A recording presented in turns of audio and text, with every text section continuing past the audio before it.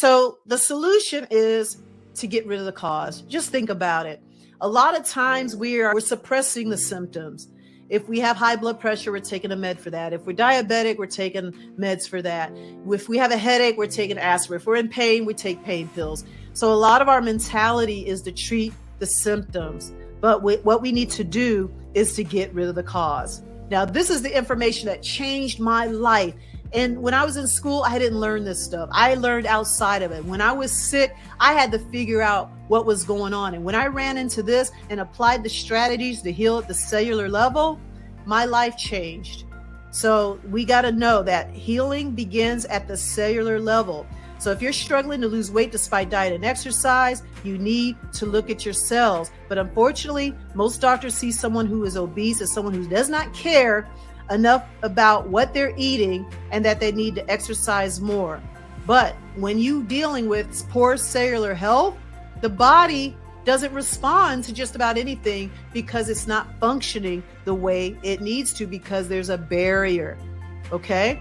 If diet and exercise was the problem, diet and exercise would work. But because it's not, we have to look into our cells. Write this down. Your body cannot burn fat when your cells are inflamed, period. I'm talking about inflammation at the cellular level.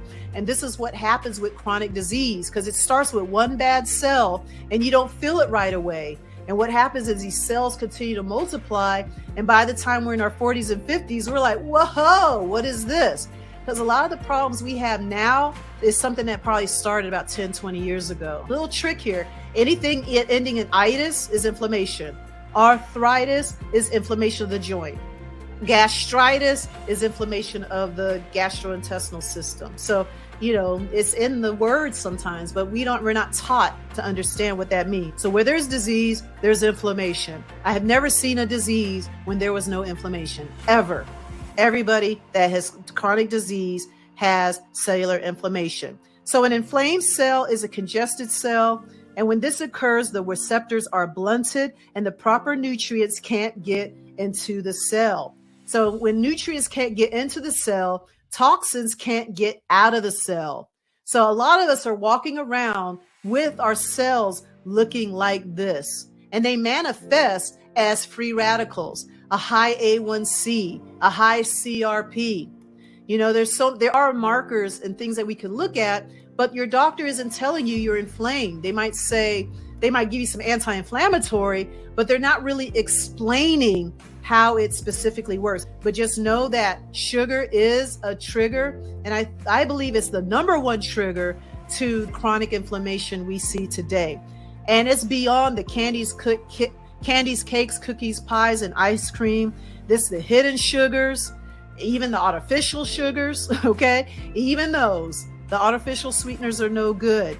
And a lot of the sugar that we see today in our processed food are made from GMO beets, okay? They're addictive and they're making people very sick and inflammatory. So that's why we have this increase in obesity. That's why we have this increase in type 2 diabetes. That's why kids are now getting diabetes. All right, let me keep moving. Like I said, I could talk about each of these things for 2 hours each.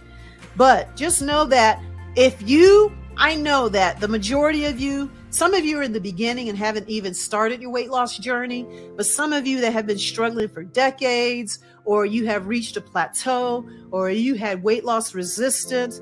The weight loss resistance is toxin related. Because I told you, when I started my diet, I lost about 20 pounds when I gave up the grains and sugars, but the other 50 was from this. It was from detoxing my body at the cellular level.